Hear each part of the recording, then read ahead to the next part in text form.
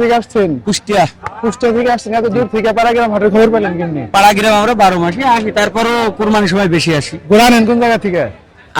আলমনগর হাটে, ওই যে আপনি কুষ্টিয়া বাইলিপাড়া গ্রামে কিনি। আজকে হাটের অবস্থা কেমন?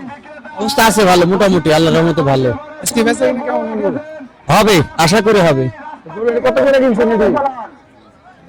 ভুলা যায় এখন। এটি বলা যাবে না। গরু প্রতি কত লাভ হলে বিক্রি করবেন? 5-7 হাজার করে হলেই বেচে ফেলবো। এত কম দাম? 5-7 হাজার হলেই বেচবো। 11 সাদা 100 করে হলে বেচা যায়, সাদা দুটা সাধারণত 100 করে। 100 করে হলে বেচা। এত কম দাম বেচার কারণ কি? আমার কিনা কম আছে, একটু গ্রামে কিনেছি, তারপরও আমার অল্প লাভের দরকার, বেশি লাভের দরকার না। অনেকে তো গরু কিনে মাইরে, আপনি কি মাইরে টাকা গরু কিনেন? না না না না, মাইরি গরু কিনিনি, মাইরি গরু কিনিনি। আমি খুশিতে গরু কিনি, খুশিতে বেশি।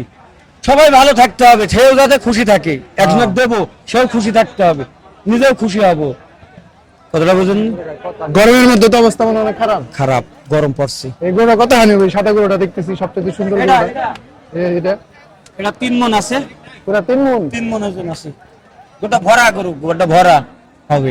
হ্যাঁ। সৈয়দপুর যাবো সোমবারে, সোমবার কি সৈয়দপুর যাবেন? যাবো।